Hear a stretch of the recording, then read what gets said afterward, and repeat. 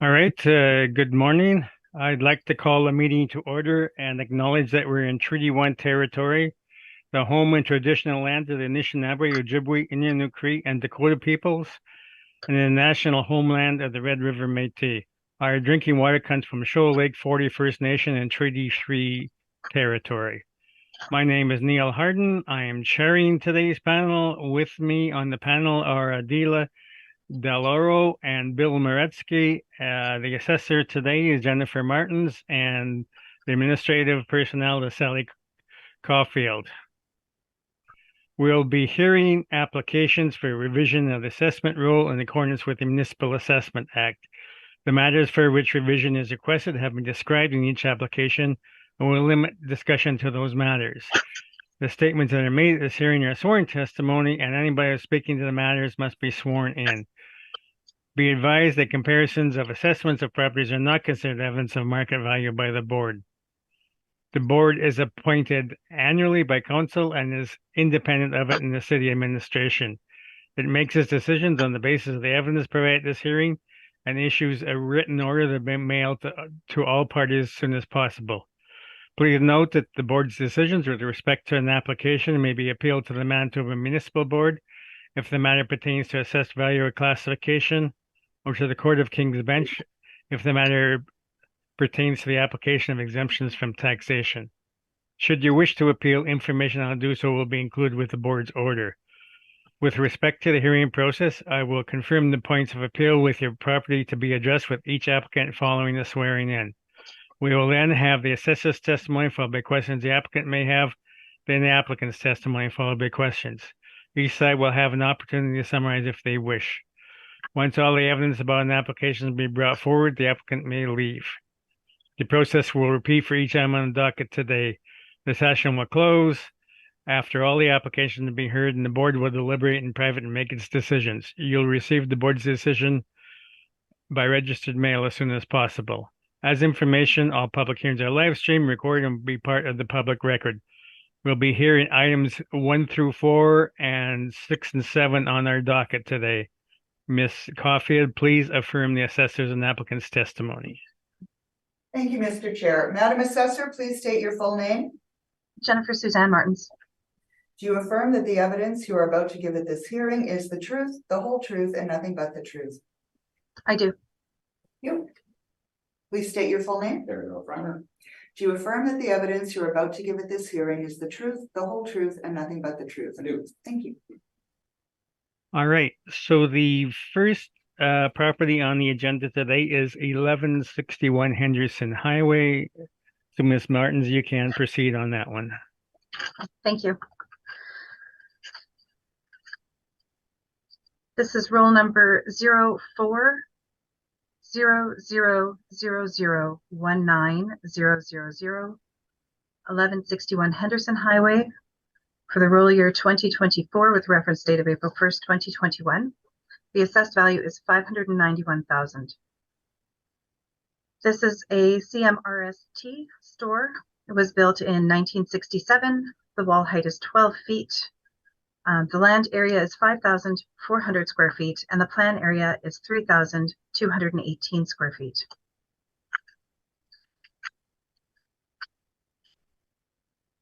On page 2, we have some subject property leases.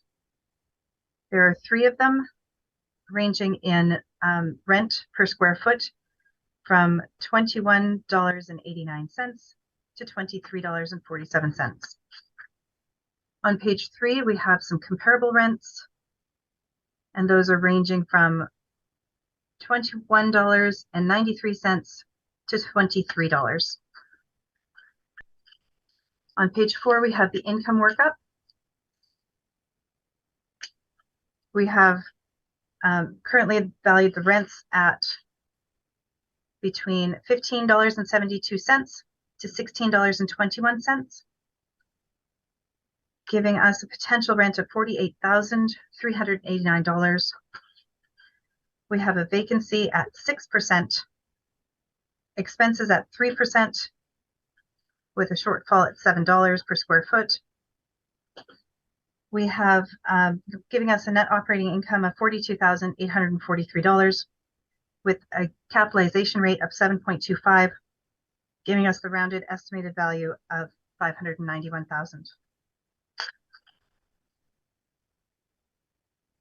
We do have the mailer attached from page 8 until page 13. And then we have photograph, an aerial view of the property on page 14.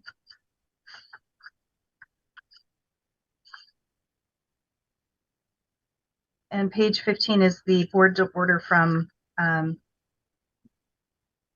sorry, and that was for the 2023 year.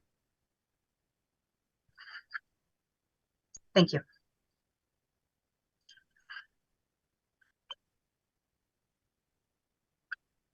Okay, questions, Mr. Reimer? Thanks, Mr. Chairman. There's going to be a fairly common theme this morning. Two of the key issues relate to non-recoverable expense allowances and capitalization rate. So what I propose to do, I don't have a lot of questions, but I propose to just ask those questions once with this hearing with respect to the non-recoverables and the cap rate, and ask that those questions be asked and answered carried forward if that meets with your approval. Okay, that's fine.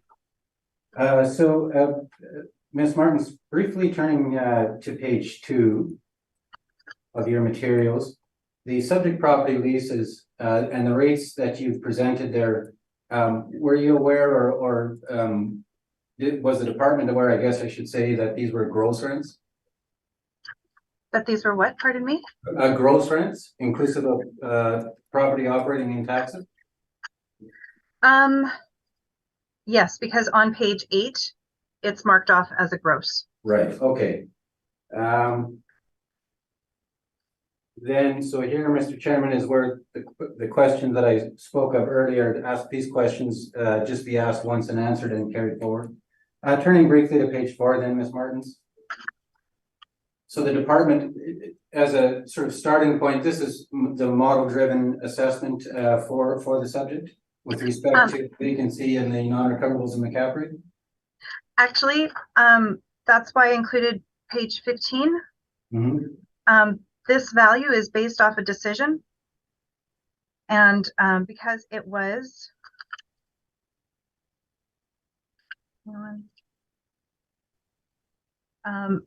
I'm not sure how the value went from 644,000 to 591,000. So on this property, I cannot be certain that any of these were model driven. Okay, sure, fair enough. But we can agree, looking at the items on page 4, the 6% is the standard model rate for this type of property. Is that your understanding as well? Yeah, yes. And the 3% expenses would also be the standard rate applied by the department? Yes. Okay. And with respect to the capitalization rate, you've got a summary on your page 6, but the department hasn't provided you with any specific information as to how the capitalization rates shown in the summary were derived via transactions and that kind of analysis thing, correct? Correct.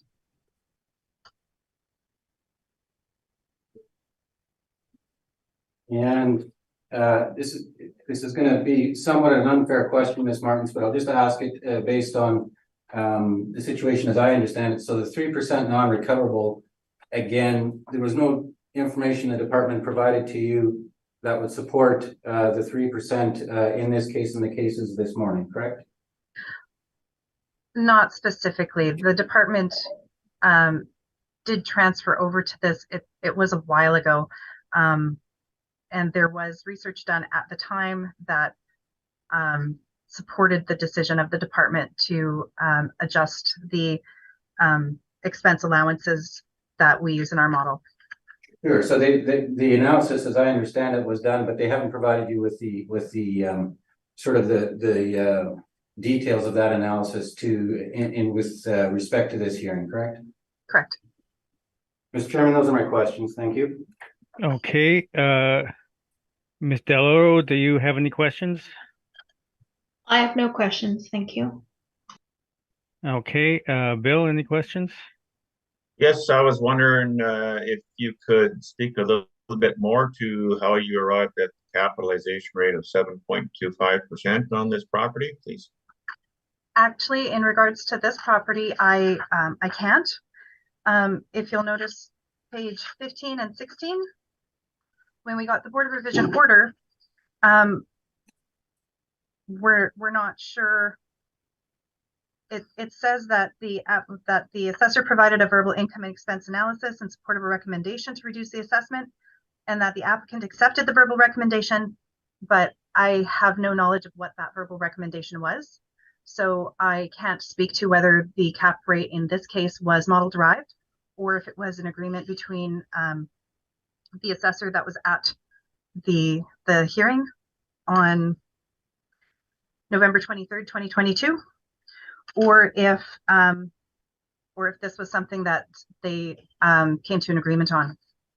So I don't know if it's model driven or if it's an agreement or where they came up with the cap rate.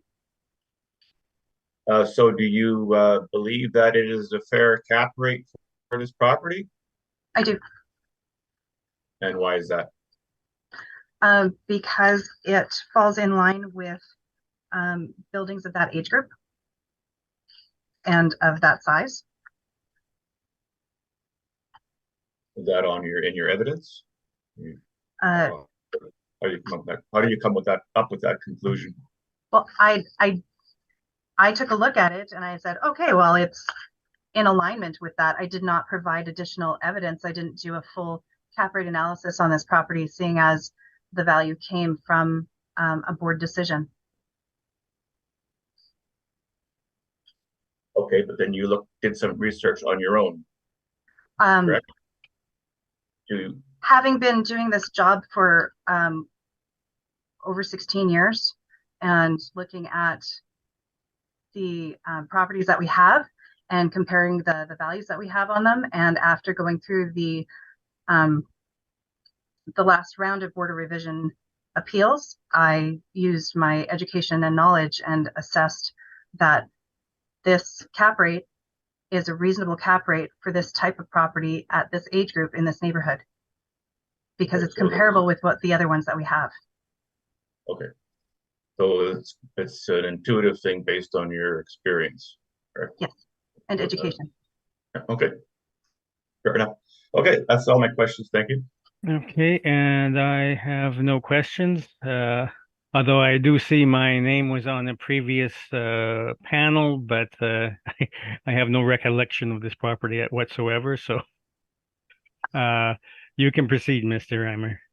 Thanks, Mr. Chairman. And there's two cases on the docket this morning where there is a Board of Revision order in place with respect to the last year's, the 2023 assessment. This is one of those two. In this case, the 2023 appeal was conducted by an agent not affiliated with Altus, another agent. And so I wanted to briefly address that and just say, certainly we've come, as you can see by our materials, we've come to a different conclusion in this case than the previous agent had. And it's that the basis of our analysis forms our request based on our review of the information on the property this morning. So if we could turn briefly to page 6, please, of our submission. So on page 6, you can see at the top of the page, there's a photograph we're treating this as a retail strip property with the 3 tenants you can see there. And the property is located at the corner of Henderson Highway and Cheriton Avenue. Moving briefly to page 7, these improvements, it's an older strip mall. Was constructed in 1967 with a reported leasable area of 3,042 square feet. The land area is 5,400 square feet, so the land to building ratio is certainly on the low side here at only 1.68 to 1. As you can see at the top of page 7, there is some limited parking at the rear of the building. If we turn briefly then to page 11, and as per the question I'd asked Ms. Martins, and as you might appreciate, Mr. Chairman, the reason for the question was that the rents reported, of course, are gross rents, inclusive of the property operating costs and taxes. Those gross rents, I'm halfway down the page now, those gross rents range between $21.89 a foot and $23.47 a foot. The gross lease costs we're estimating at $720. with the 2020 property operating expenses used as the baseline there, the total operating expenses in that year were 21,905. So we applied that rate of $7.20 a square foot to arrive at our net rental rates. So you can see in the rental information towards the bottom of page 11, the net rents then become, they range between $14.69 a foot and $16.27, resulting in a total suggested potential net rent of $46,588. That's actually very, very close, and in fact is within, call it $1,800 of the department's rents in this case. Page 12, we've got some rent comparables that we considered to make sure that the rents in place were consistent with the market, and we'd suggest that they are. And so we're applying the net rental rate of $44,824 in this case, or sorry, $46,588. I just noticed an error there. And I have used the correct amount of $46,588 in our valuation. So, Mr. Chairman, if we please might, on page 12, if you might get your pens out and change that value to $46,588 in the line directly beneath the chart. That's a typographical error as far as the potential rent listing there. We've applied a market vacancy allowance in this case of 4%, a shortfall rate of $9, and then moving on to page 13. And again, Mr. Chairman, with your permission, I would propose to simply go through the non-recoverable expense study at a very high level. I know the board members have heard this very often, so with your permission, I'd go through it at a very high level. And similarly, with respect to the capitalization rate study, I propose to go through it once and request that those comments also be carried forward. So we are, in the case of the non-recoverable expenses, we're continuing to apply a total expense allowance of 7%, which is based upon a 5% non-recoverable expense allowance and a 2% other, which is historically, it's labeled as an other allowance and is intended to relate to the structural allowance for the property. For the capitalization rate in this case, that does represent one of the larger differences between the department and ourselves. We're applying a capitalization rate based on our study of 7.75%, reflecting the age of the property, reflecting the risks inherent in these types of retail properties in the context of the pandemic, which was, of course, very much front and center as of the reference date for these hearings this morning. And so with all that in mind, then we've applied a rate of 7.75%. So turning then to page 14. As you can see, we've got the three tenants there, resulting in a potential rent of $46,588. Again, slightly lower than, but not far off from the department's rental rate. We're about $1,800 difference. We've applied a vacancy allowance of 4%, shortfall of 9, 5, and 2 for the two expense allowances, and a cap rate of 7.75, resulting in a requested value this morning of $523,000. Mr. Chairman, if I could ask the board members and Ms. Martins to briefly turn to our non-recoverable expense study that was filed in support of our submissions this morning. Okay. Let me know when you've got it, Mr. Chairman. Yeah, we've got it. Got it. Okay. So again, I'm going to go through this very quickly. Happy to answer any questions, but with the knowledge that this has been presented many, many times in the past, I'll keep it very high level. Bottom of page 2, we're suggesting that this allowance was always intended to be an allowance not for management fees. We take no issue with the concept that management fees, basically the property management fees charged by a property manager on a day-to-day basis, those are in fact typically recovered under net leases. But what we're suggesting is that this allowance has always been intended to represent truly non-recoverable expenses that are not recovered from tenants, even those tenants on triple net leases. The bottom of page 2, there's an excerpt from an earlier manual, 1998 manual, published by the department, which says, even with net leases and competent management, there'll still be expenses incurred by the landlord that are non-recoverable. Examples of these are processing payments and chasing bad debts. And in our analysis, Mr. Chairman, as you know, there's a few fundamental components relating to the non-recoverable expenses in when valuing these properties on the income approach. They are leasing commissions, advertising, marketing, and a couple of other expenses that I'll refer to very shortly, but certainly the leasing commissions represents a very significant component. Moving forward, pages 6 through 8, we've got some materials from other provinces that also talk about the concept of the non-recoverable expense allowances. The excerpts are from the SAMA manual and the impact manuals. Then moving to page 10, roughly halfway down the page. So these non-recoverable expenses that we selected, that we certainly found in our analysis, were consistently apparent on the income statements and that were not recoverable, were the leasing commissions, professional fees, asset management fees, although they're actually quite rare. They don't arise a lot in this analysis, and advertising and marketing fees. So based upon a review of those particular expenses on page 11, we've got the results of our analysis, typically 5 years, and in some cases 4 years, where we didn't have the 5th year of information. As you can see there, there's 2 columns. One the column second from the right is actually the percentages, the indicated percentages based on and that should say 5-year average, not 3-year. 5-year average without tenant improvements or tenant inducements factored in. The average of that was 6.64% with a median of 5.98%. The last column is the same calculations, but including tenant inducements and tenant improvement allowances. And predictably, they're quite a bit higher. The average is 10.66 and the median is 8.6%. We provide that for the board's information only. We're certainly not relying on that, and we're not suggesting that the allowance should be increased to anything near that. But we are providing that for the board's reference in terms of the other non-recoverable expenses relating to TIs, both tenant inducements and tenant improvements. So with that in mind, we then, starting on page 12, we do have and Mr. Chairman, I know you're very familiar with the income valuation process, and you can appreciate that if the parameter within that valuation changes, that does result in a very different conclusion with respect to the capitalization rate. Our capitalization rates are based upon the application of the full 5% plus 2%. But on pages 12 through 15, we provide a couple of scenarios that illustrate the effect on the cap rate if the allowance is either eliminated altogether or reduced.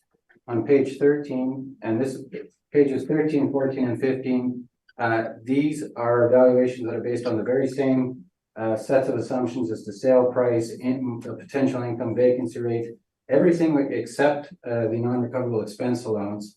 And it illustrates the impact on the capitalization rate within the valuation process. So on page 13, this shows a capitalization rate, as you can see, of 7.38% if one applies the full 5% non-recoverable.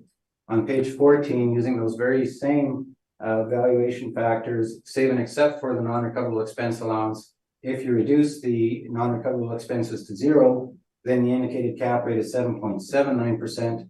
And then finally, on page 15, and this is probably the most relevant for our discussion this morning, if one reduces the non-recoverable expense allowance to 1%, which then results in a total expenses of 3%, consistent with Ms. Martin's presentation this morning, you can see that the indicated capitalization rate is 7.71%.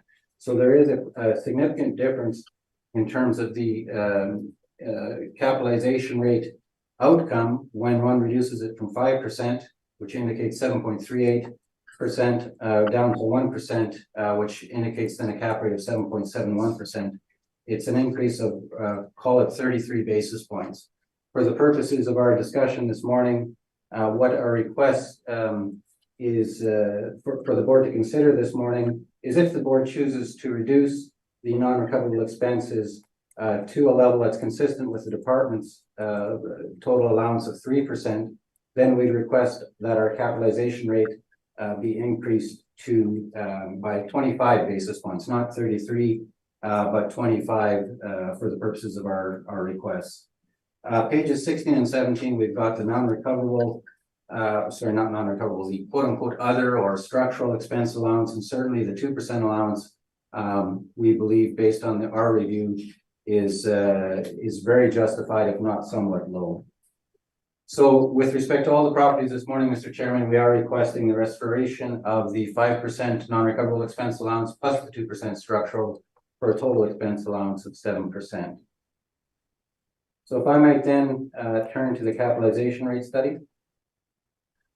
And again, knowing that the board members have heard this on many occasions, I'll keep it at a very high level. Let me know when you've got it, Mr. Chairman. Yep. Okay, so I'm going to skip right to page 8, and I alluded to it earlier. With respect to our reference date or valuation date, it was, of course, a date in the midst of the pandemic, and we're suggesting that would have, and in my capitalization rate requests, would certainly be a very important consideration when selecting cap rates in this kind of environment. On page 9, there was a study. Redshift Media had reported that there were very likely very permanent changes to the retail industry, and what those trends related to. On the bottom of page 9, the last couple of paragraphs, it states that buying habits have dramatically changed since the pandemic began. 85% of Canadians say their shopping behavior has been affected by COVID-19, while 50% report they're making online purchases for typical in-store items. Most importantly, 53% of North Americans say they have changed the way they will shop going forward, indicating that the shifts that have taken place over the pandemic will have lasting impacts on retail. On pages 10 and 11, we talk about in some detail that same shift to online shopping from the brick and mortar model. There's a StatsCan article that the CBC News quoted at the middle of page 10 that states that total retail sales fell by 17.9%. This was a July 2020 study, as Canadians increasingly sheltered in place between February and May and brick and mortar stores closed their doors. Even so, shoppers rushed to make online purchases, with sales surging 99.3% during that period. Statistics Canada says e-commerce sales hit a record 3.9 billion, a 2.3% increase over April, and again, the 99.3% increase over February. The last paragraph from that quote, the record gains in e-commerce occurred as total retail sales experienced record declines, with April data showing the most stark contrast. Retail sales that month plummeted to 33.9 billion, down 29% from February and 26.4% from the prior year. PwC put out a study, talked about those shifts in retail as well. And on page 11, there's some quotes there that said, with some areas of brick and mortar, and I'm on the middle paragraph now, some areas of brick and mortar retail like outlet centers, regional malls, and power centers struggling, there's a strong sense among interviewees that retail properties need to evolve. Malls might convert into residential or mixed-use properties, possibly set some of that space for warehousing, distribution, or fulfillment to satisfy the growing demand for online shopping.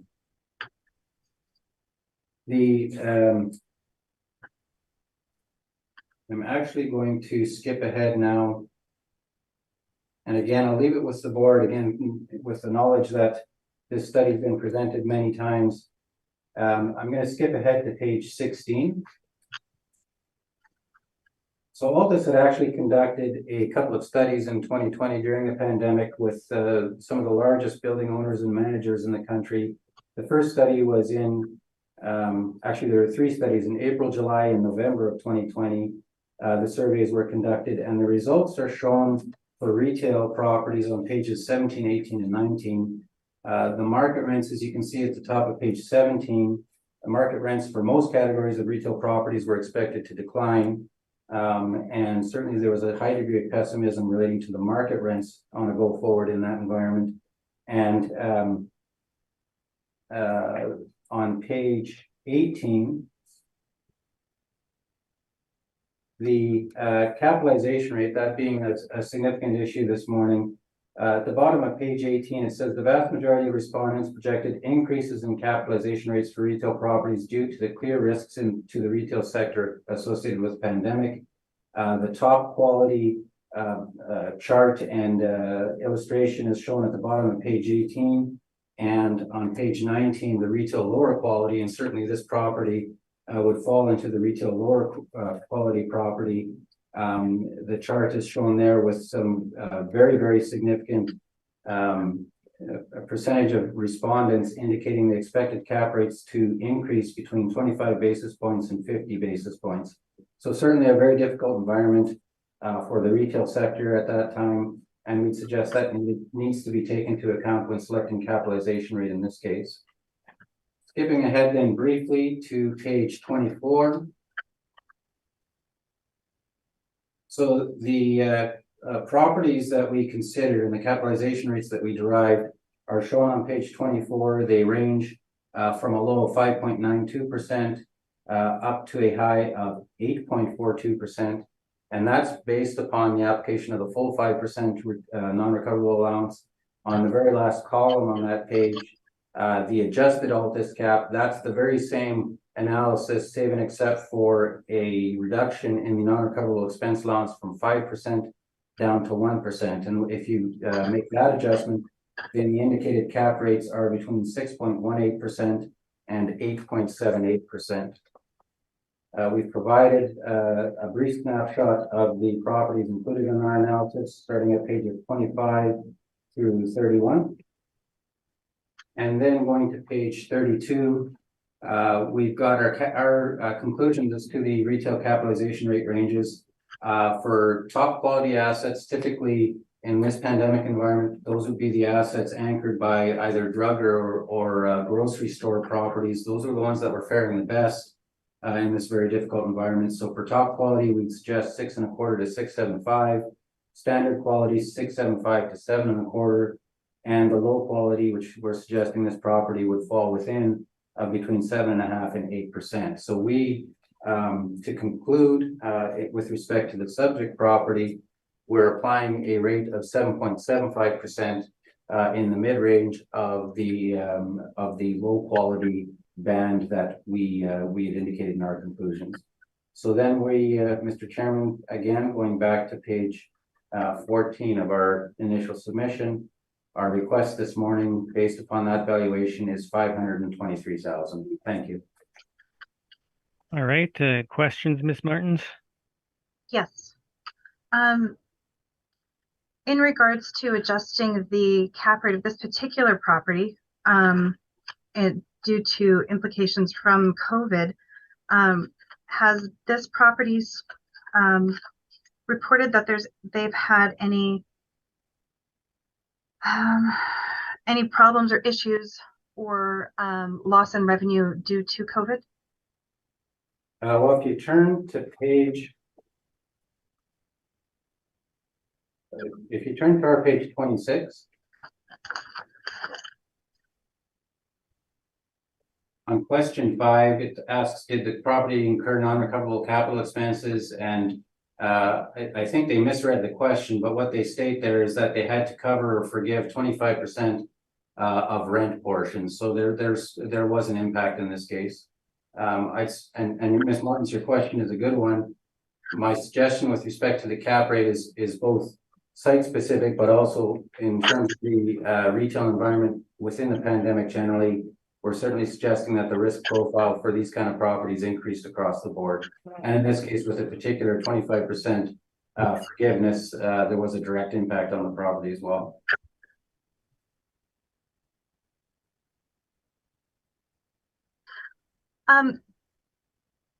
Would you be able to look on page 12 of my submission?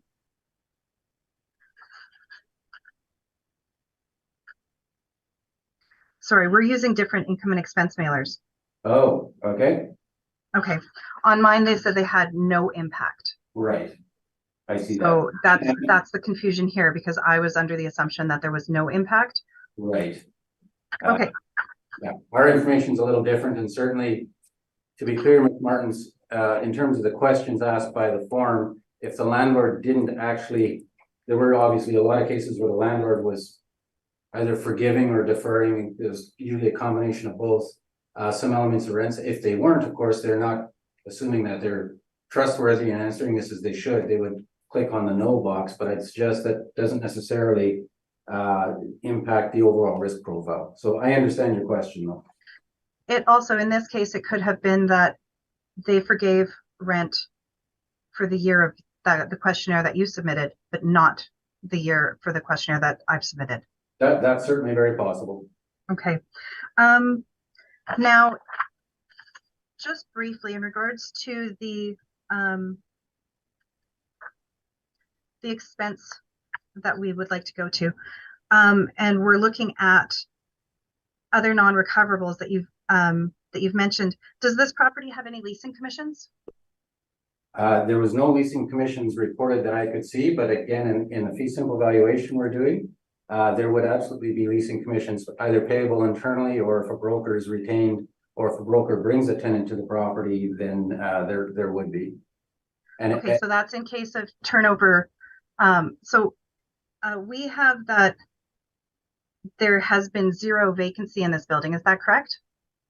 It was fully occupied as of the reference date. Absolutely. Okay, so the additional vacancy costs that we've got 6% for a 0 vacant building, could perhaps that be compensating for when it does become vacant, leasing commissions and other such things, advertising and all the things that are involved if a property does become vacant?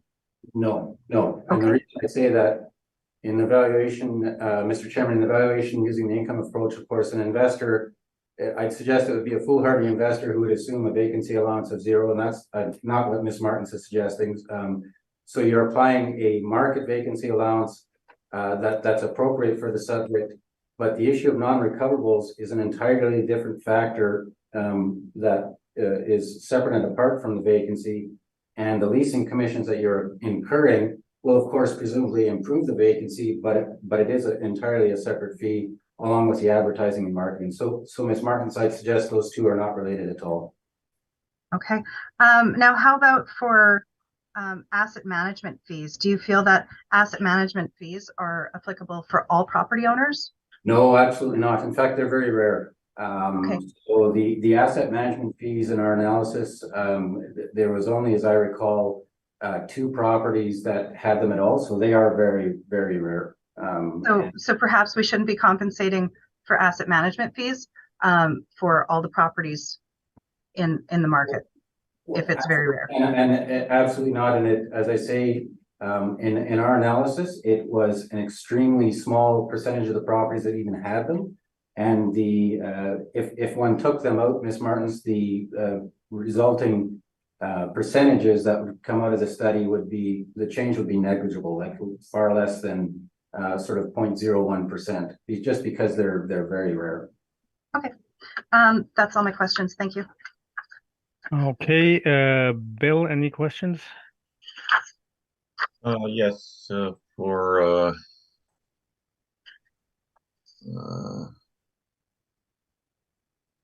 your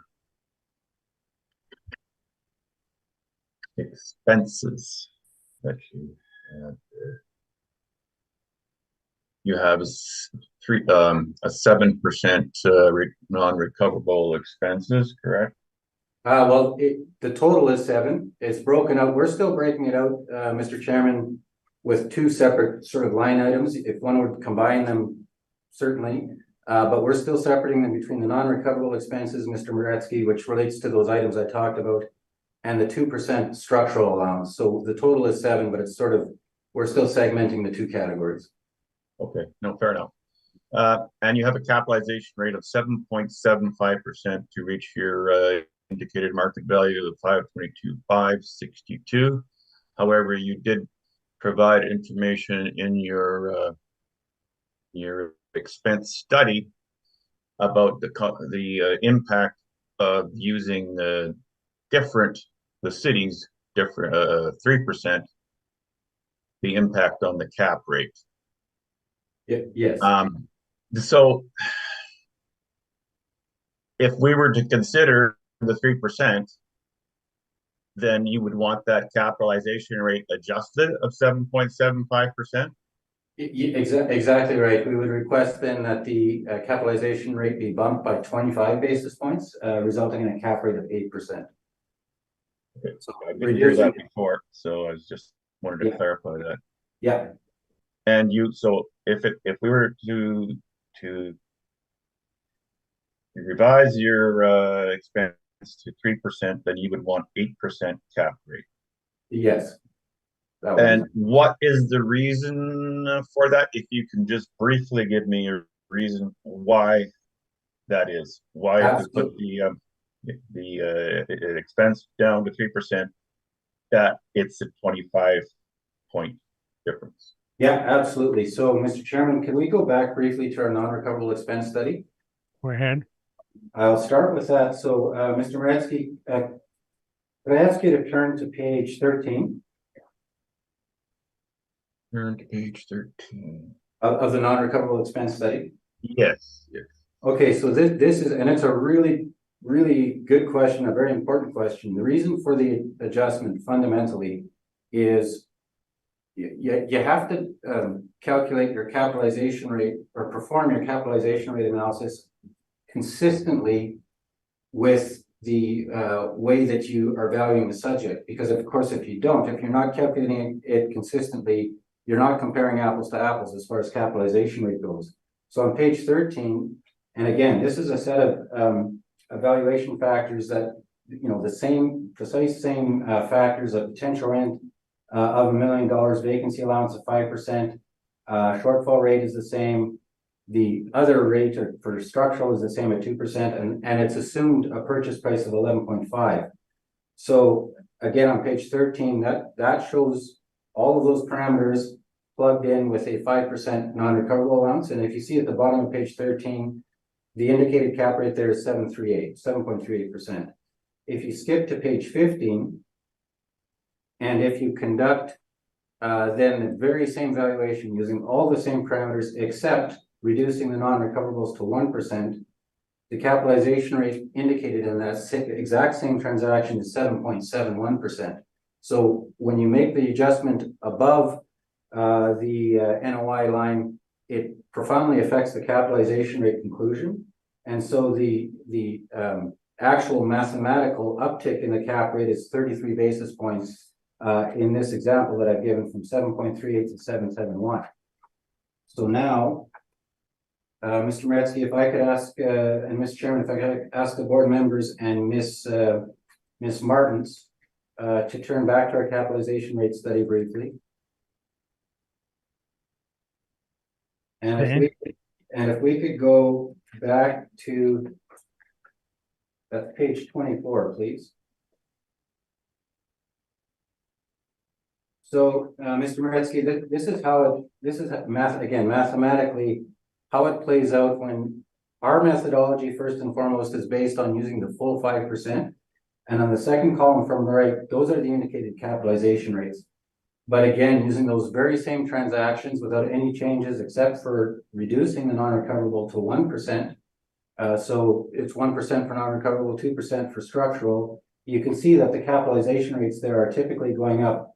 They vary just a little bit based on, some of the rents and some of the vacancy allowance assumptions and such, but they typically go up in the 31 to 33 basis point range.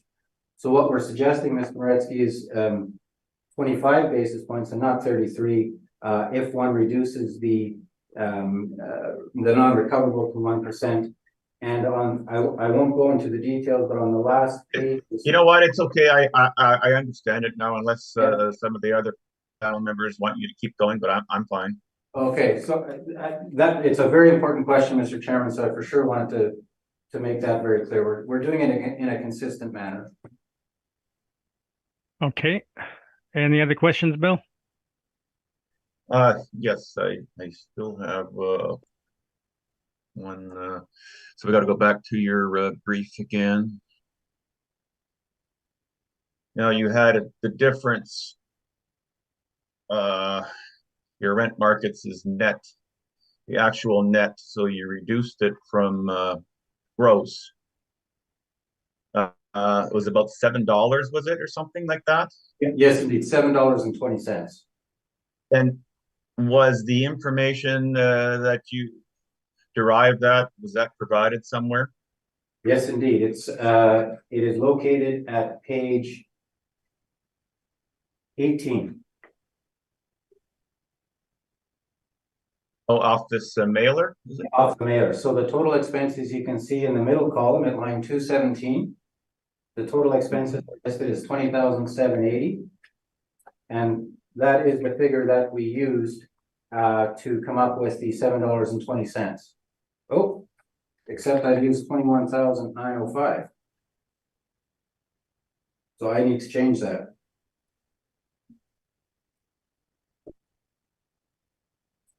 Mr. Chairman, can I have a minute? Because Mr. Moretsky has, oh, I see. No, apologize, Mr. Chairman. Could we turn to page 22, please? Okay. Middle column of page 22. That's where I got the 21,904. So that's where I got my 720. Now here's the caution I'm going to throw though. If you look at the very top of that form, it says for the 12 months ending 12/31/2021. But the due date, if you look to the right, the due date is May 6th, 2021. So I did, and I remember this now. I concluded this was actually the 2020 mailer, that they had put the wrong calendar year up top, but of course they couldn't Yeah, honor. I've noticed that throughout comparing, even with the cities, the person filling out the form seems to be misstating the. Yeah. Yeah. So going back to Mr. Moretsky's questions, that's where I got the 21,904, and then dividing 21,904 by the leasable area results in 720 a square foot total cost to be deducted from the gross rent. Okay. Thank you very much for that. That's all the questions I had. Hey, Adela. My question was asked and answered. Thank you. Okay, I'm going to just get back to these net calculations here. Property management and administration 2662. Doesn't that seem a bit high based on the income? Typically, don't we make an allowance of 5% for that? Yeah, the 5%, so 42,870. Yeah, if you use 5%, Mr. Chairman, I understand your point. If you use the 5%, that results in an indicated management fee of 21.43. So they look to be on the higher side for sure, about $500 more than would be indicated using the 5%. So you're absolutely right about that. Okay. Now, in terms of the shortfall rate, then how did you determine $9 and not $7? Yeah, and I noticed that as I was going through it, I think the department applied $7. Quite bluntly, I'm going to suggest in the circumstance, I was using a retail strip parameter. $7 makes a lot of sense in that context to me. I would not dispute that. Okay, and the 4% vacancy comes from. That's also the market vacancy for retail strip properties. It's a wee bit lower than Miss Martin's vacancy, but we wanted to be. We didn't want to pick a vacancy rate that's based on one category and a shortfall rate that's based on another. If one applies the $7 rate sort of being applicable to this kind of property, 6% would be the same parameter applied by the department. But having said that, this property was fully occupied, and I'm very comfortable with the 4% for retail strip type properties. All right. Thank you very much for your presentation. I've got no questions that we haven't gone through many times before. Yeah. Okay. Thank you. Okay. Let's have a 5-minute break till 10 o'clock, then we'll go on to the second property. All right. Thank you very much. We'll reconvene. The next property on the agenda is 865 Main.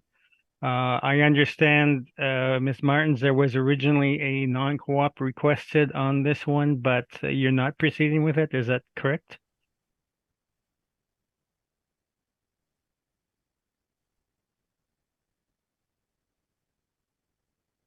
Not there.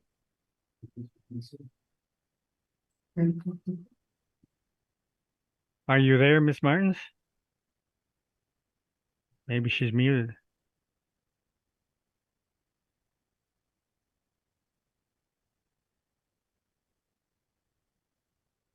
There or not.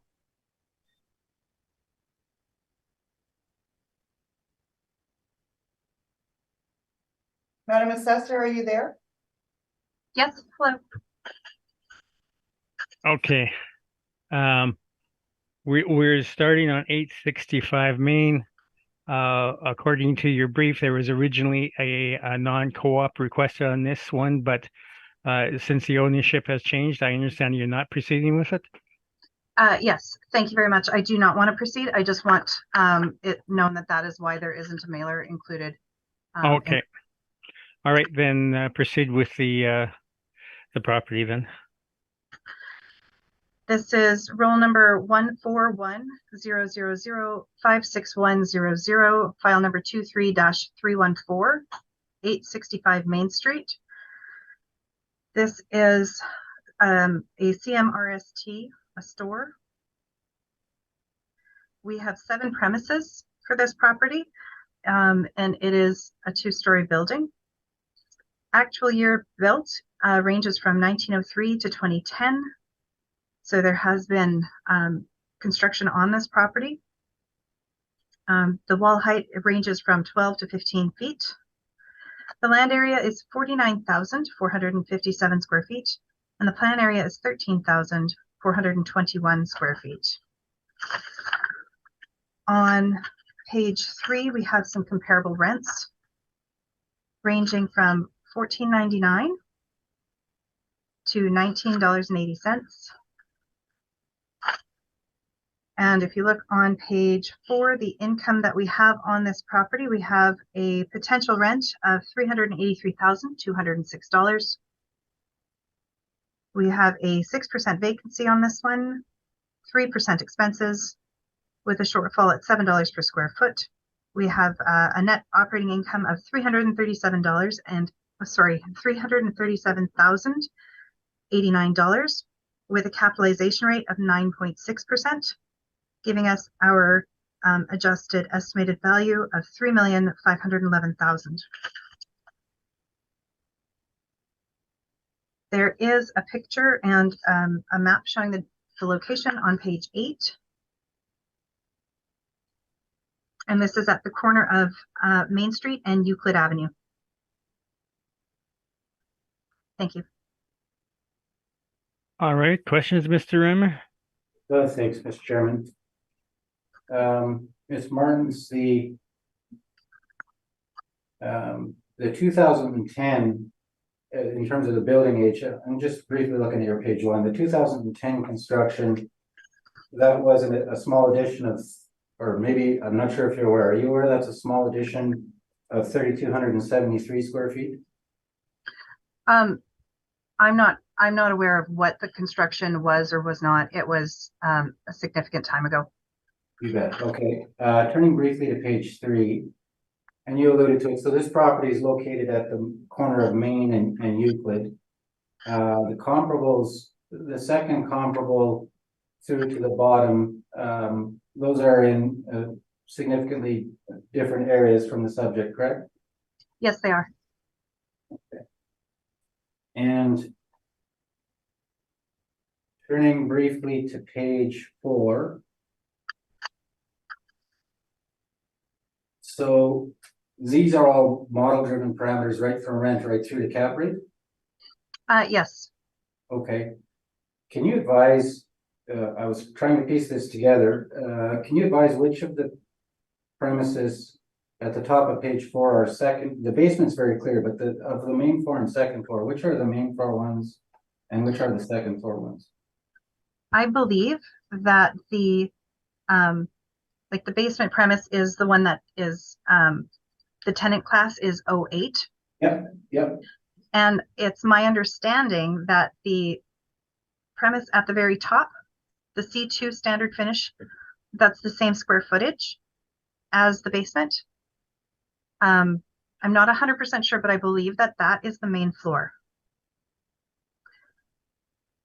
And I'm guessing I'm guessing the C4, just because it's got a standard restaurant, that, if you don't know, that's okay, but I'm guessing that's also main floor? Actually, no, when there was a grocery store and, it was Nietzsche Commons. Yep. I was at the restaurant, so I didn't inspect this officially, but the restaurant was on the second floor at So the that is- time. Okay, so that is second floor. For the remaining 4 premises, then, do you know which one of those 4, if any, are main floor, or? I am under the impression that most of those are on the second floor, but I'm not sure. This is something that we need to go and inspect and tidy this up. Okay.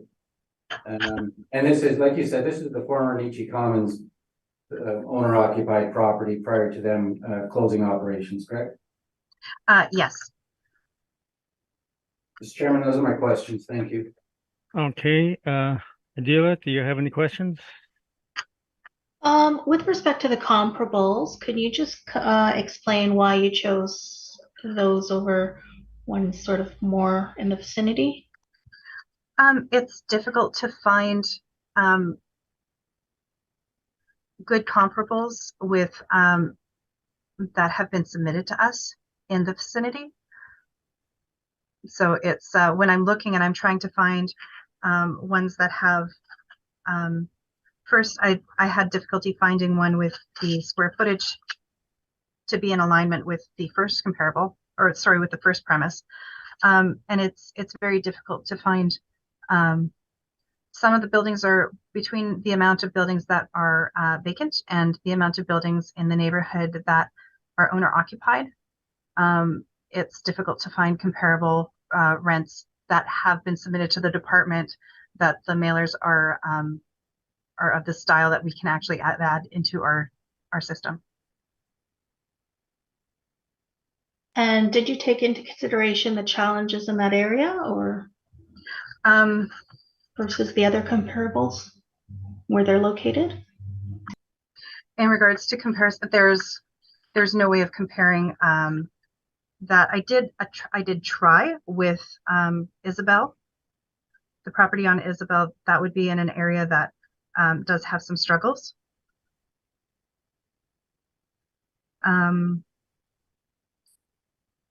But no, it's very tough, because a lot of the areas that are struggling in the same ways as this area are areas that either have high vacancy or have a lot of owner occupied small businesses that they don't have rental information to give us, or again, their mailers come in and they aren't done by professionals. They're done by property owners, and it's more difficult to use the information that we get in that format. Okay, thank you. That's all my questions. Okay, Bill? Well, I think you mentioned there were 7 premises on this property, correct? Currently, yes. So then, all of these in the model, then those are the actual 7 premises. Yes, that's how we have it shown set on up. page 4 there at the top. Yeah.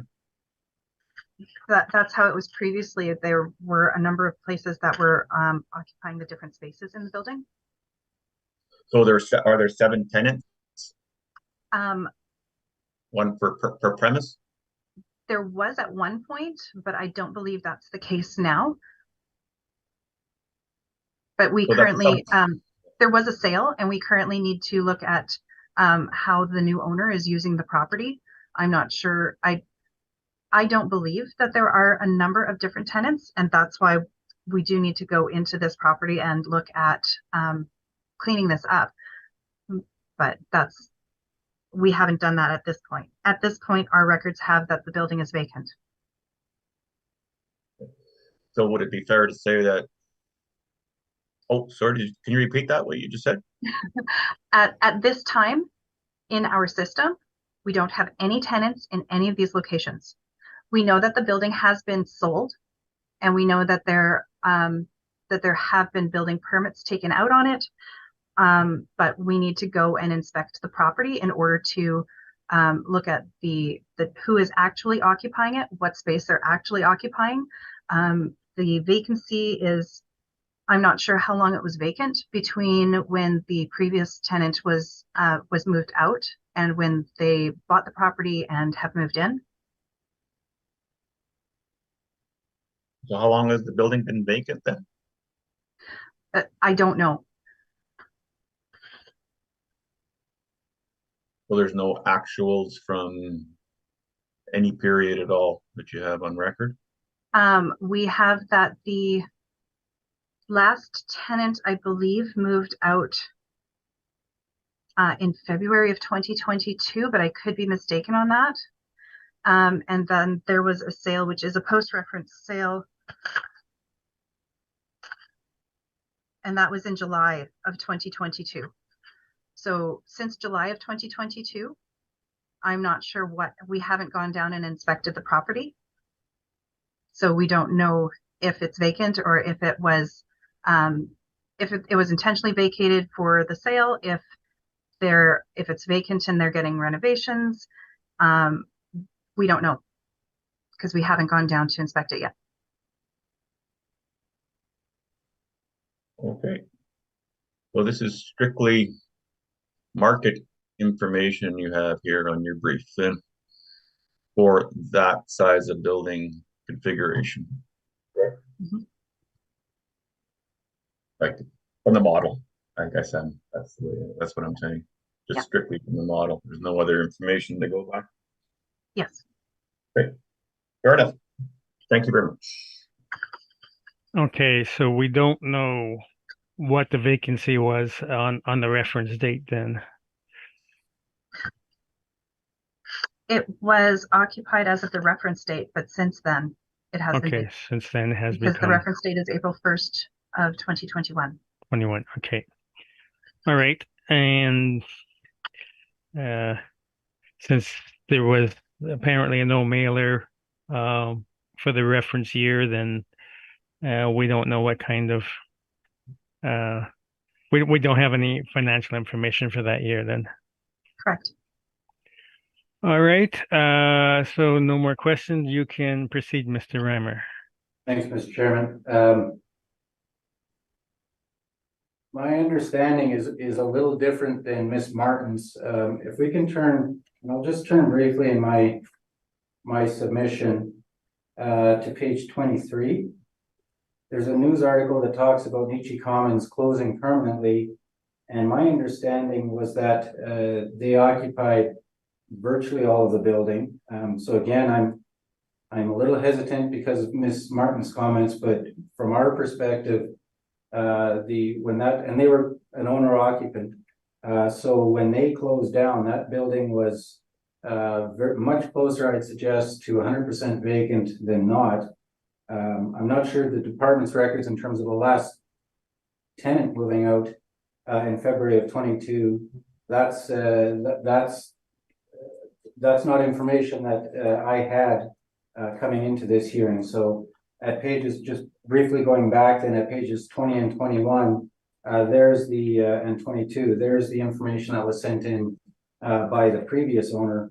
There's not a lot there, but I believe that's a function of them. Two things: A, they were owner occupied, and B, of course, they had already ceased operations by that point. In our analysis, then, if we go back in my main submission to page 6, please. You can see there a photo of the subject, the Nietzsche Commons building, the 2-story, as Ms. Martins has stated. Turning to page 7, the information that we've got shows a main floor area of 13,421, upper floor of 10,148, and a basement of 5,761. What I am advised by the property manager, I spoke with the property manager last week concerning this property, and found out at that stage that the basement is considered entirely unleasable. Apparently there's some foundation issues that they're in the process of determining the extent of them, and the process of getting quotes and such. So right now, certainly the advice that I was given is that that would not be any area that would be capable of leasing under any circumstances right now because of those issues. If we could turn briefly to page 11. So the significant issue actually in this case, Mr. Chairman, is the rents, and rather than the non-recoverable is an issue. But the biggest difference for sure relates to the market rent that we believe would be appropriate for the subject. At the bottom of page 11, we've got some properties that are within the general vicinity of the subject on Portage, Maine, William Avenue, a little bit further west, and Ellis Avenue. As you can see there, the rents range from a low of $8 a square foot up to a high of $21 a square foot for a drugstore on Main Street. Certainly, where we do not believe that the $21 rate would reflect a achievable rent for the subject, but we are putting in all of the information that we are able to consider in this context.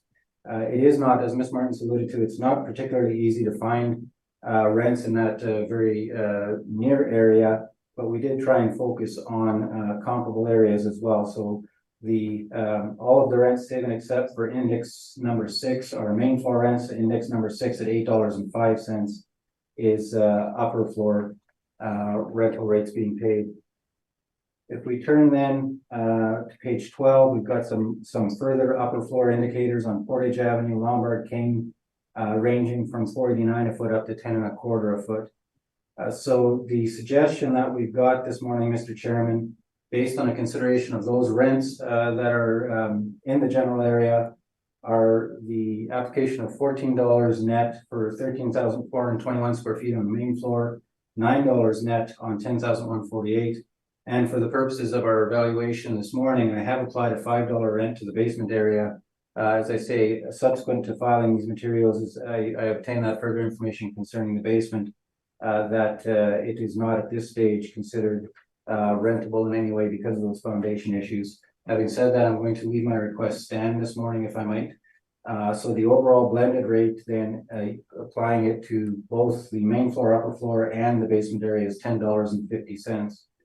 We're applied a market vacancy allowance of 6%, notwithstanding that the property, as we understand it, as the reference date was, well, our understanding was it was 100% vacant, but the reason that we've applied the same 6% is that the department and we are applying a capitalization rate of 9.6, which is certainly without question at the upper end of the indicated range. We believe the risk to the income stream for the subject is then properly accounted for in that capitalization rate, and we have not elevated the vacancy rate from the 6% for that reason. We've applied a shortfall rate of $7 for the same reasons we've discussed. Then on page 13, we'd ask that the non-recoverable expense allowance be restored, and we are applying the 9.6%, representing the very elevated capitalization rate that would reflect the risk with this property and the significant challenges that it's had since Nietzsche Commons shut down. So then on page 14, applying that blended rate for all levels, including the basement of $10.50, running it through with a shortfall rate of $7, the non-recoverable at $5, the other allowance at $2, and the 9.6 cap, we are suggesting a value of $2,676,000. Thank you. And I'd ask that questions and comments from the non-recoverable and the cap rate, or not the cap rate, but non-recoverable, be carried forward, please. Yeah. Okay. Bill, questions? But do you want that 9.6% cap rate adjusted again for the expense ratio?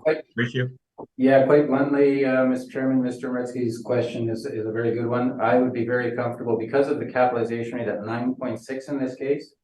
I could certainly understand the logic of the board bringing down the non-recoverable on the assumption that it is the 9.6% would reflect that reduction already. So this is an odd property with a lot of challenges, but Mr. Meretsky, it would stand to reason for me because of that high rate, if the board were inclined in this case to take the non-recoverables down to 1 from 5. With the application of the 10.50 rate, which we believe is very fair in this case. All right. Any more questions, Bill? Nope. Adela, any questions? I believe it's the assessor's turn. Oh, sorry. I missed that part. Thank you. Jennifer, any questions? Yes, I do. Thank you. Carrie, you've included an article at the back of your brief, Yes. and I was just wondering, were they actively trying to sell this property since this was posted in 2018? Have they been trying to sell it since then and didn't manage to sell it until 2022? Exactly right, yes. Okay, and what were the prices that they were asking for sale? If one goes to page 25, and this is, of course, well prior to the onset of the pandemic, about the middle of the page, on page 25, it says the complex remains on the market for $4 million. There was an auction just in the paragraph under that. The reserve bid under the July 17 auction was 3.8, but there was no interest at either the 4 million or the 3.8 in any way, shape, or form at that time. And again, it's just the pandemic would, of course, present further challenges still. So the fact that no interest was generated, I'd suggest the 4 million is an unrealistic, optimistic asking price. Okay, and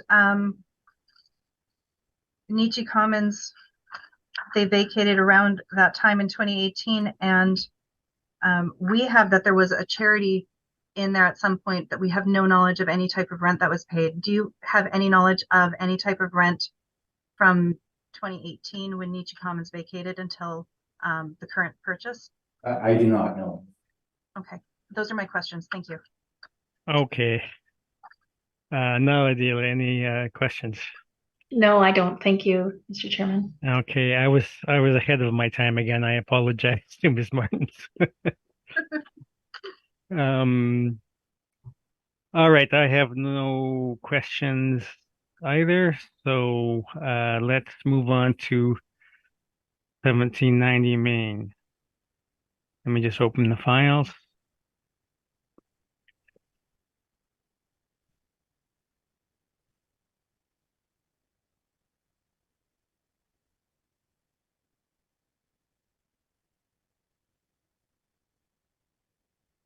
Okay, Ms. Martin's on 1790 Main Street. Thank you. This is roll number 1102-062-7000, file number 23-280. The address is 1790 Main Street. For the roll year 2024 with a reference date of April 1st, 2021, the assessed value is $916,000. This property was built in 1981 with 11-foot wall height. The land area is 7,301 square feet with a plan area of 4,142 square feet. On page 3, we have some rental comparables ranging from $16 to $18 per square foot. On page 4, we have the income workup.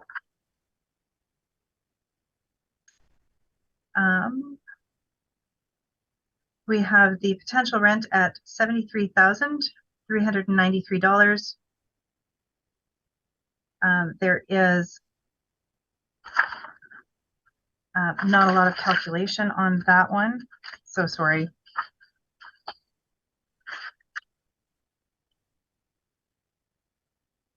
If we look at the back page, sorry, page 14 of my brief,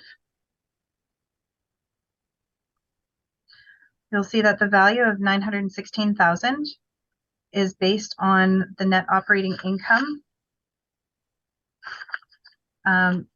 with a capitalization rate of 6.5%.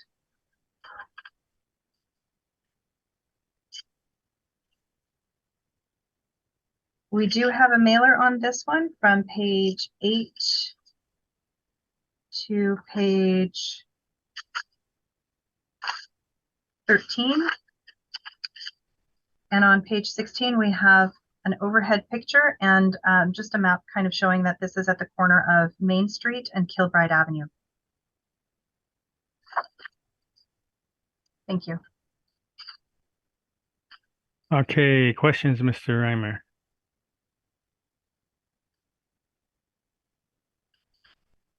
So Ms. Martins. Could we turn briefly to page 4? I don't, as you say, I don't have all the calculations, but can we conclude that the department applied a cap rate of 595 to get to the final value, or?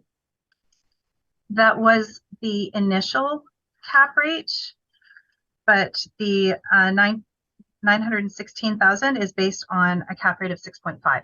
Okay, so it's based, the revised assessment's based on the 6.5 that the board ordered for 23 then?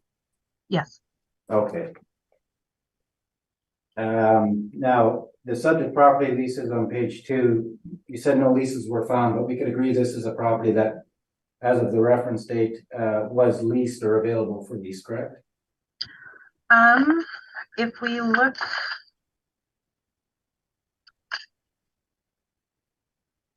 on the mailer, it says that it was partially available and that the rental income was $60,092. So we do have 2 tenants here. Right. Okay. So there were tenants on the mailers. It's just not, it didn't populate in our system. Okay, fair enough. On page 13 of your materials, just relating, and I've touched on the impacts of COVID. In this case, on page 13 in the middle, the owners did report that one tenant had to leave their lease early due to suffering clientele. COVID no longer afford to stay open. So it seems like one tenant was impacted, correct? Yes. Thanks, Mr. Chairman. Those are my questions. Okay, Adele, any questions? No, Mr. Chairman, I have no questions at this time. Thank you. Okay, Bill?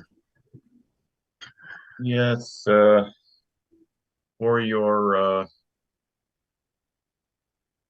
cap rate of 6.5, if I use your total rent of 73,393 with a vacancy of 6%, an expense of 3%, shortfall of 8, at 6.5, I have 998, 947.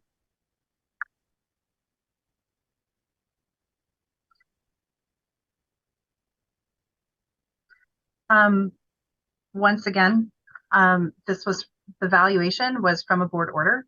So I'm not actually sure which, again, the board decision based on the net operating income presented by the assessment and taxation department, but I don't know what that value was.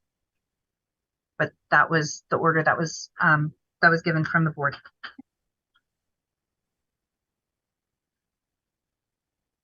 Okay, so that's 73,933 then. You're not sure if that's correct? I'm not sure. Okay. No further questions. Thank you. All right. I have no questions, so Mr. Reimer, you can proceed. Thanks, Mr. Chairman. If we could turn briefly to my page 6, please. And there's a photo. Again, we're treating this as a retail strip property. There's 3 CRUs there, as you can see at the top of page 6, and it's located at the corner of Main and Kilbride Avenue. The reported leasable area, page 7 now, the reported leasable area is 4,142 square feet, built in 1981. The land area is again on the low side at 1.76 to 1 based on the land area of 7,301 square feet. Turning briefly to page 11, please. And again, this is a case where the property owner was reporting gross rents of between 2311 and 2365 a square foot. The gross lease costs are estimated to be 738 for property operating costs and taxes, and that's based on a total cost of 30,566 per annum based on the 2020 operating expenses. So after deducting the 738 a square foot, the average net rental rate is 1591 a square foot. shown on the bottom of page 11 with the three units. I do note that the first unit, Mona Lisa, that's the operation that actually had to close due to the impacts of COVID. But as of the reference date, we did have them in there at the net rent of $15.73 a square foot for their unit. Turning to page 12, we've got some rent comparables on McPhillips and Main Street ranging from $14.75 up to $19.50 with an average and median of $16.53 and $16 respectively. Certainly the reported rents, once they're netted down for the gross lease costs, are consistent with well within that range, and so we're applying the total potential income of $65,916. We're applying 4% vacancy, $9 shortfall rate. For the reasons we've discussed, we're still including the 5%, full 5% allowance.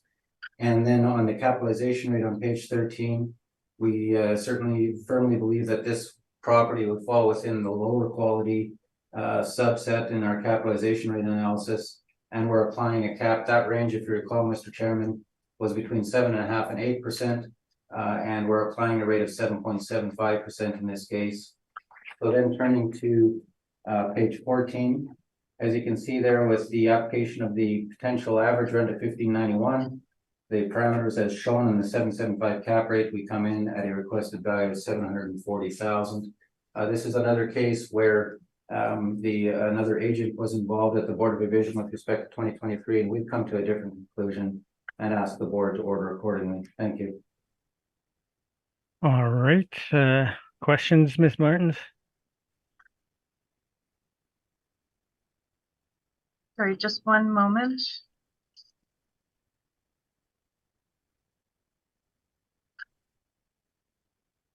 Now, if we're looking at the rents that you have that the tenant reported, if you look at page 10 of my brief, the mailer comes in and the landlord is, or the owner is reporting that these are net leases. That's an oversight and an error on the part of the owner, Ms. Martin. What I have noticed with this particular owner is there seemed to be some confusion as to when the numbers they were reporting were gross versus net.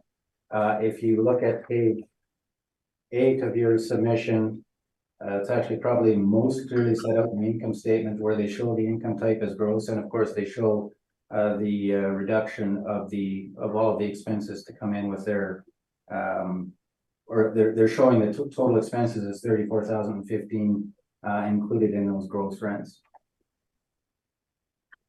Okay. And sorry, I should go back to if Ms. Martins, if I might, just to reinforce that point, could I ask you to turn to our page 18? Sorry, which page? Page 18.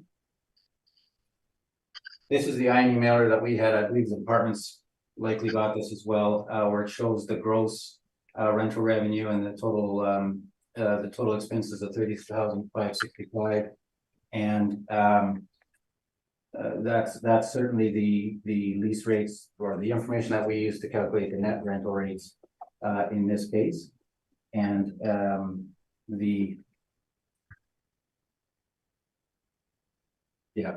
so that's the information we applied in this case. Okay. It's difficult to make sure that we have good information when the information coming in is conflicting. Yeah. Thank you very much. I will be mentioning, as I say, I reviewed these INEs and I will be suggesting some clarification in the future for the benefit of your department. Thank you so much. Okay, is that all your questions, Mr. Remmer? Ms. Martins, you mean? Or Ms. Martins, sorry. Yes, that's all my questions. Thank you. All right. So Bill, any questions? No, I don't have any questions. Thank you. Okay, Adela, any questions? I don't have any questions, thank you. Okay. Okay, once again on the mailers, the management expense seems to be a bit high, more than the normal 5%. It is. Let me calculate that. And Mr. Chairman, I'll base it on the typical 5% allowance that we're quite familiar with.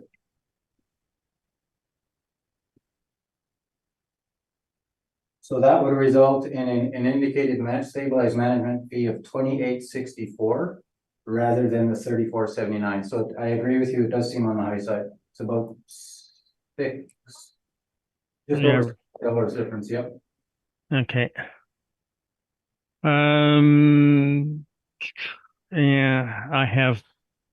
So that would result in probably a higher net rent, somewhat higher.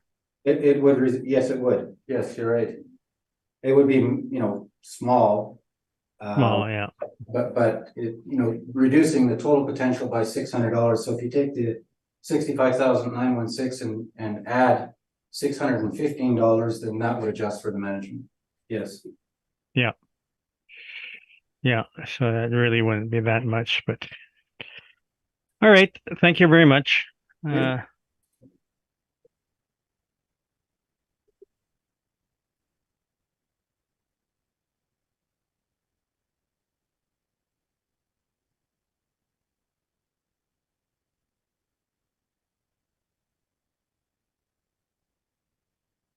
All right. We will now move on to 1905 Main. We're moving north.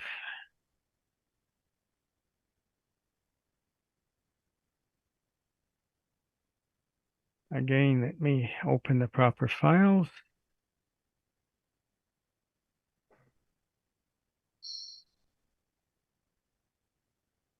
Okay, you can proceed on 1905 Main, Ms. Martins. Thank you. 1905 Main Street, that's roll number 1100083800. That's file number 23-311. For the roll year 2024 with a reference date of April 1st, 2021, the assessed value is $1,807,000. This is a store. It was built in 1957 with an effective year of 1974. The wall height is 17 to 19 feet. The land area is 21,583 square feet with a plan area of 13,930 square feet. On page 2, we notice that we have one subject property lease, and that's the Piston Ring, 7,000 square feet for $11.39 per square foot. On page 3, we have some rental comparables ranging from $9.50 to $15.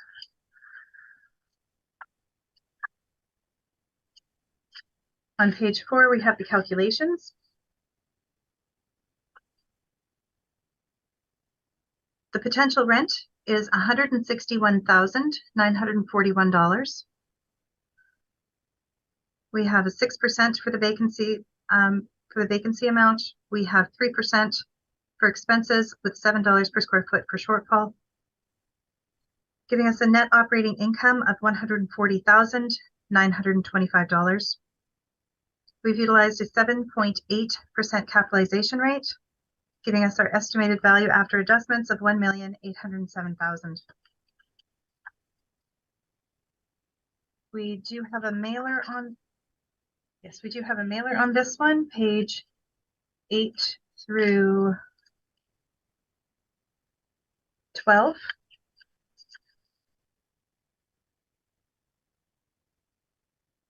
And this one was also has a board order for the 2023 value.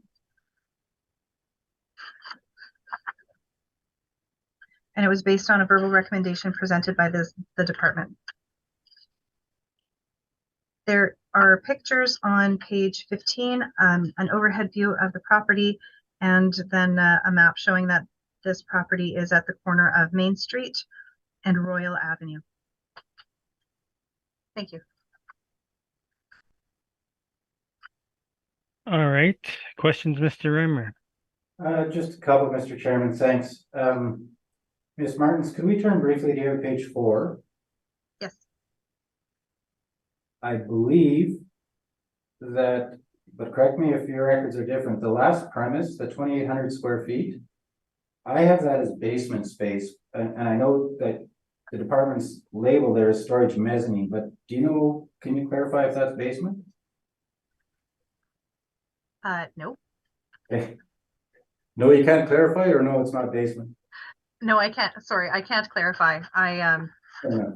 Yeah, fair enough.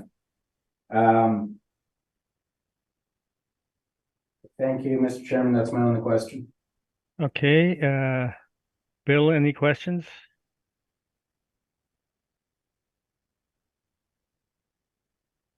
No, Are you- I don't have any questions, no. Okay, Adela, any questions? No, I don't have any questions, Mr. Chairman. Thank you. All right,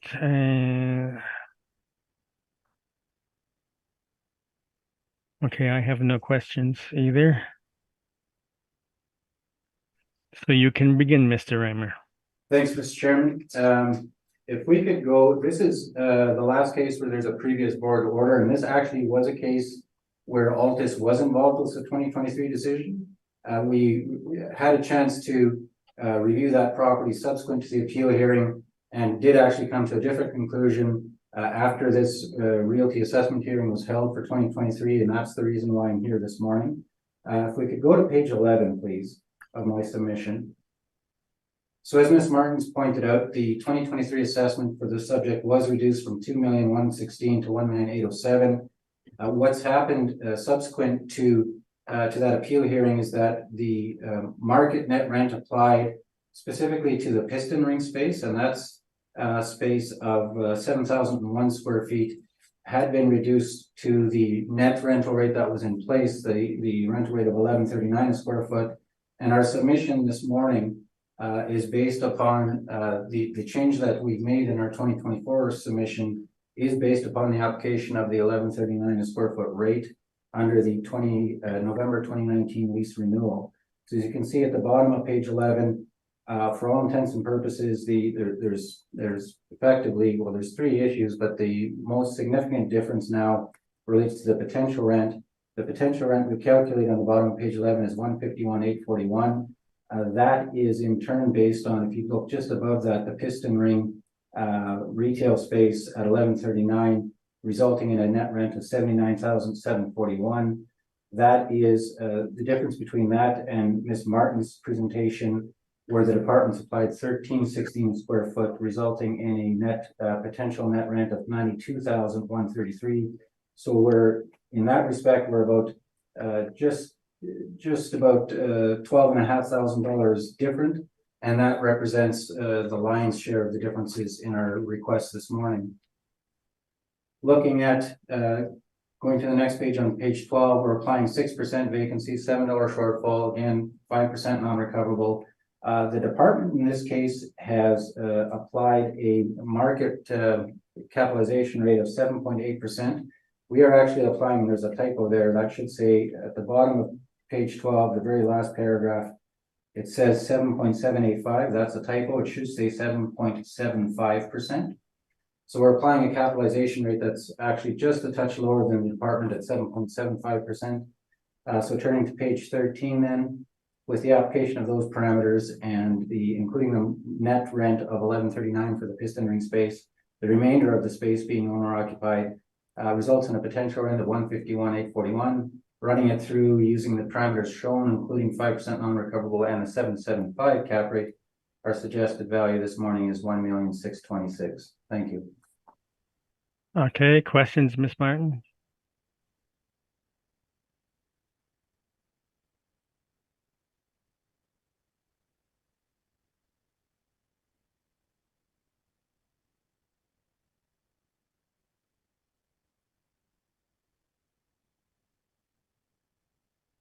Are you muted there, Ms. Martins? No questions. Thank you very much. Okay, Adela, any questions? No, I have no questions. Mr. Chairman, thank you. Okay, Bill. Oh, I have no questions. Thank you. Okay, the question I have, and I don't know if you mentioned it, Carrie, was the previous board this recommendation accepted by Mr. DuPont?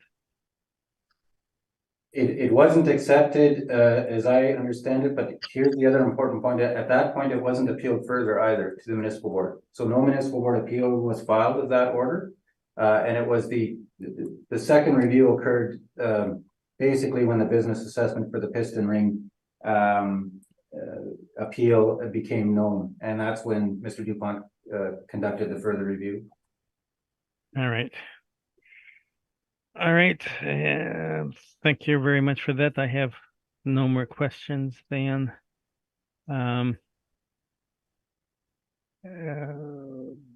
Let's move on where item 5 has been withdrawn. So we'll go on to 856 Ellis.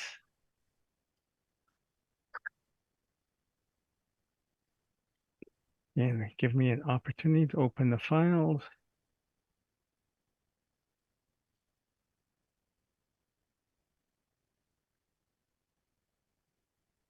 Oh, wrong one, sorry. I say we're skipping number 5 and I open up number 5.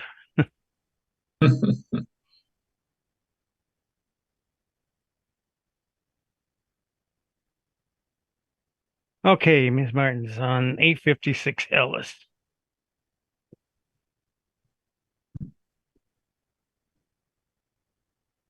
We all ready? Yes. Thank you. This is roll number 130300940000, 856 Ellis Avenue. File number 23-380. For the roll year 2024, with the reference date of April 1st, 2021, the assessed value is $452,000. This is a store, 1 story. It was built in 1977, and that is the effective year. The land area is 3,691 square feet with a plan area of 2,455 square feet. On page 3, we have some comparable properties ranging from $14 to $15 per square foot. On page 4, we have the income workup.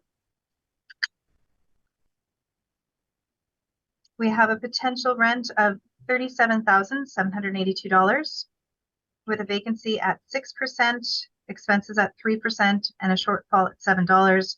We have a net operating income of $32,961.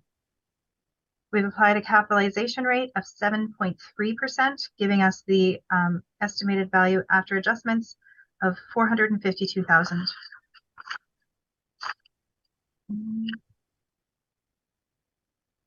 We do have an income and expense mailer on page 8 and 9, and then picture on page 10. The property that we're actually looking at is, if you're looking in the top picture, it's the second from the left. And that is near the corner of Ellis and Brunel. Thank you. Okay, questions, Mr. Remmer? Just a couple, Mr. Chairman. Ms. Martins, turning briefly to your page 4. These are entirely model-driven parameters then from top to bottom? Yes, they are. Okay. And briefly on page 3 then. Again, these comparables are considerably removed from the subject location on Alice, correct? Yes. Okay. Thanks, Mr. Chairman. Those are my questions. Okay, Bill, questions? On the mailer, there's no income listed. Is that, did I read that correctly?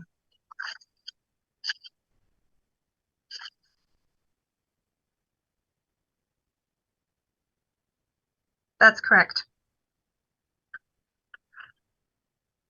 Is there any particular reason that you're aware of why it wasn't Yes.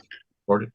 If you look on page 9, Up at the top there, they've checked off the box that says that they're owner operator. I see.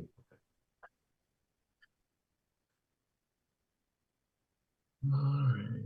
Well, no previous board decisions on this one? Not from 2023.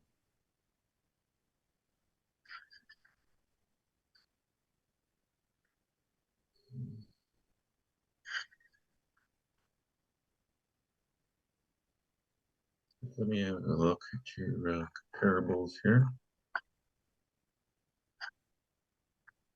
Well, this is Ellis. Is that kind of close to downtown or more a little bit further west?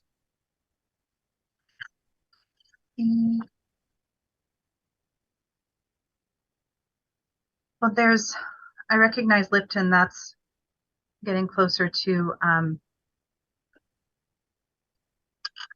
West sorry. End. Burnell is 1 block west of Arlington. Thank you very much. Your comparables are all, there's 3 on Osborne, 1 on 250 Kennedy, which I would imagine is downtown. Yes, So those aren't really in the same vicinity. Would you agree with that? I would agree with that. These type of properties that are one very small property and that's used for food. There's a lot of them that are owner occupied, so it is tough to find comparables. So I tried to find comparables that were also used for food service.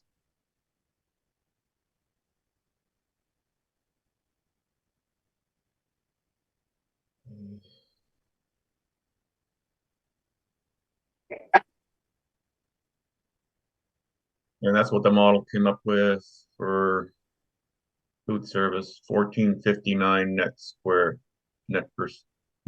rent per square foot. Yes. And then you added a little bit for whatever kind of basement it has there. Yes.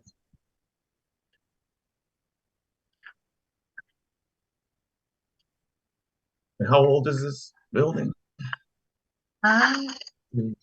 It was built in 1957.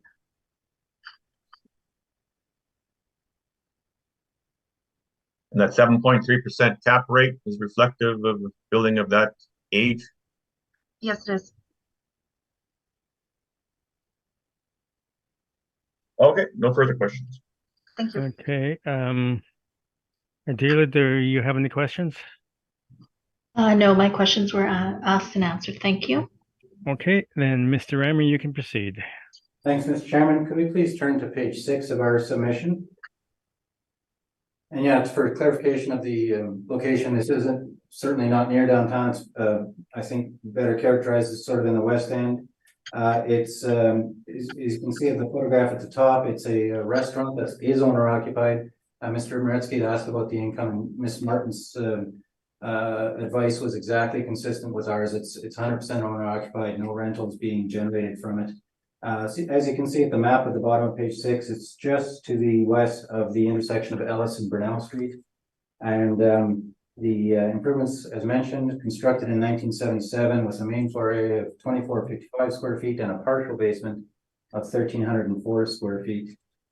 We turn then to page 11, please. So on page 11, roughly middle of the page, we've got some restaurant comparables that are in the general vicinity of the subject, ranging from $12.63 a foot up to $17.16 a foot, based upon the age and location of the subject. We're applying, as you can see at the bottom of page 11, a net rent for the main floor of $13.50 a foot. And what I'd suggest would be an extremely optimistic basement rent of $3 a square foot. And I'll bring the board to some photos as to how I arrive at that conclusion.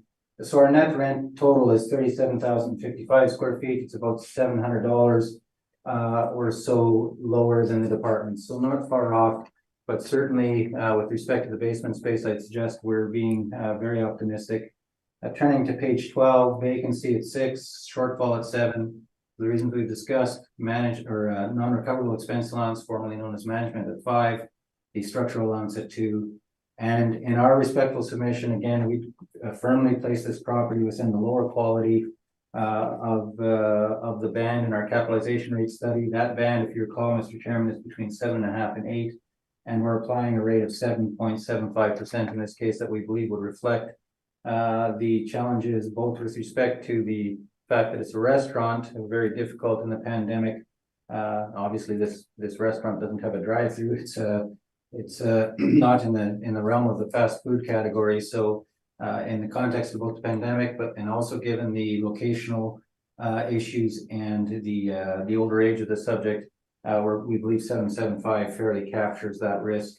In addition to the risk that we suggest would be very apparent, attributing any revenue to the basement area.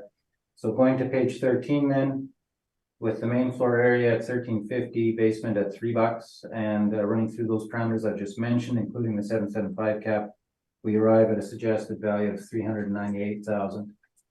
Mr. Chairman, I did allude to the questionable rental value for the basement area, so I'll leave the board to look at it, but the basement area photos start at page 18.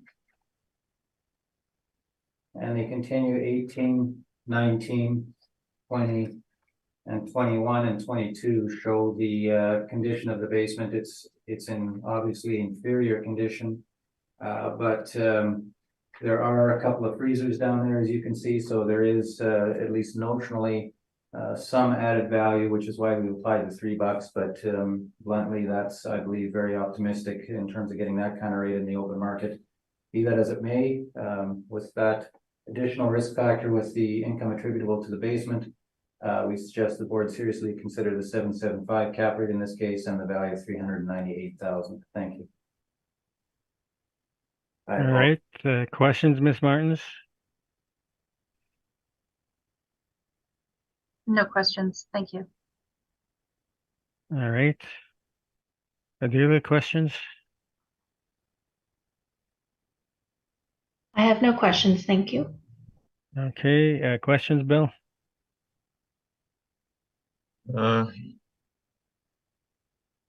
Yes, your comparables there on page 11, they're reflecting an average of $14.88 net per square foot for restaurants in that area.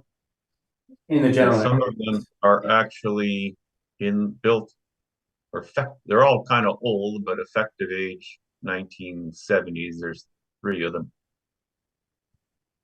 They're higher than what you've allowed. Well, actually the third restaurant, the third index, which is very close in age at 1970, is 1263. Index 1 on William, it has a very similar age at 1970. It is in fact higher, Mr. Chairman, at 1646. But what I can tell you is it is located on William, but it's also located in a much superior area close to the Health Sciences Center. And that's certainly between that and the size of that tenancy at only 1,100 feet, less than half the size of the subject. We'd certainly suggest that wouldn't reflect, without adjustments, a market rent for this larger unit, this larger building that is quite far removed from the Health Sciences Center. So, Mr. Moretsky, I take your point, but certainly I believe, given the location of the subject and the size of the main floor area at 2455, we do believe that the 1350 would fall fairly within the range based on those indicators.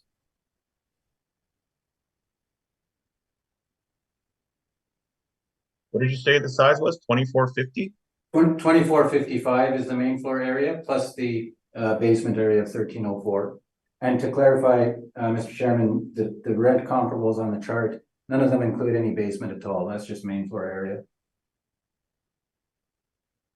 Okay, so you're kind of just disregarding the basement then when you're considering your rental amount. That's right. I was just trying to come up with a rental amount that would be consistent based on main floor area only, and then, as I say, giving the notional $3 rent to the basement. All right. Okay.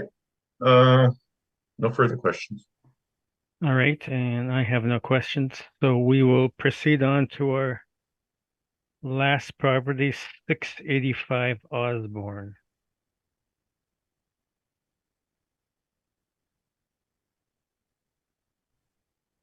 All right, let's.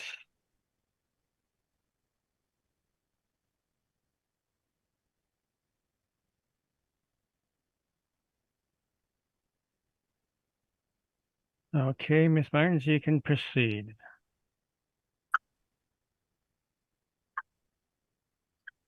This is roll number 12010487000, file number 23-256.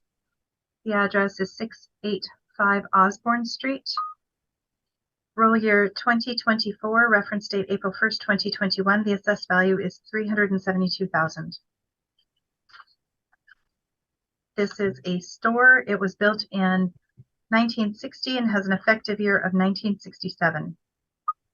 The wall height is 12 feet. The land area is 4,014 square feet with a plan area of 2,180 square feet. On page 3, we have a number of comparables ranging from $12.75 to $18. On page 4, we have the income workup. We have one section that is standard restaurant and one section that is just standard finish for retail property. We have a potential rent of $28,866 with a 6% vacancy, 3% expenses, and a shortfall at $7 per square foot. The net operating income is $25,471 with a capitalization rate of 6.85%. That gives us our estimated value after adjustments at $372,000. We have a mailer on page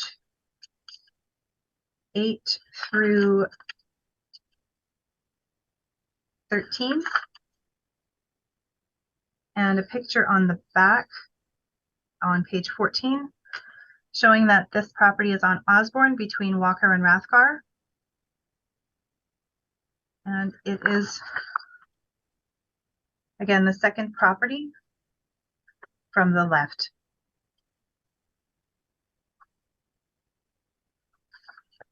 Thank you very much. Okay, questions, Mr. Reimer? Thanks, Mr. Chairman. Just Ms. Martins, on page 4 then. Can you confirm that right from the potential rent through to the capitalization rate, those are all model driven figures? Yes, they are. Thanks, Mr. Chairman. That's my question. All right. Adelia, any questions? I have no questions. Thank you. Bill? No questions. Thank you. Okay, then Mr. Reimer, your presentation then. Thank you, Mr. Chairman. Could I ask the board members, Ms. Martins, to turn to page 6, please? This is a small retail property. As you can see on top of page 6, there's 2 units in the property. The left unit, the Balmoral Laundry, that's the owner occupied space. Parkland Coffee is actually rented to a third-party tenant. As of the reference date, they were in occupancy. Located, as mentioned, just north of the intersection of Osborne and Rathgar Avenue. The improvements, going to page 7, the improvements were constructed in 1960. These apartments got the effective age of 1967. The land area is 4,014 square feet. So if we turn then to page 11, we've got some rental comparables as shown at the bottom of page 11, ranging in size between 650 square feet and 1,900 square feet. Ranging in net rent per square foot from $12.17 up to $17 with an average of $14.32 and a median of $13.62. As mentioned, there was a tenant in 800 square feet of the property. That's the coffee shop at a net rental rate of $11.71 a foot under the 2017 renewal. But based upon the lease comparables, what we're suggesting if we turn to page 12 is actually an overall net market rent of $13.50 a square foot, notwithstanding the slightly lower rate that was being generated as of the reference date. That results in a potential net market income of $27,297.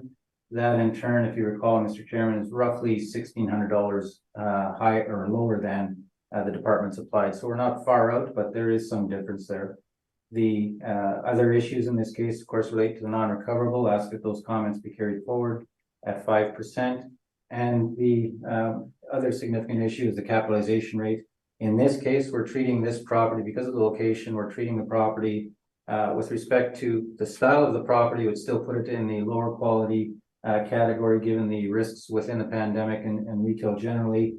But the location, we'd suggest, would also be a consideration here. So we're suggesting a slightly lower capitalization rate of 7.5% rather than 7.75%. Turning into page 13, applying the 1350 rental rate and the parameters as shown with the 7.5 cap, we come in at 307,000 and ask the board order accordingly. Thank you. Okay, questions, Ms. Martins?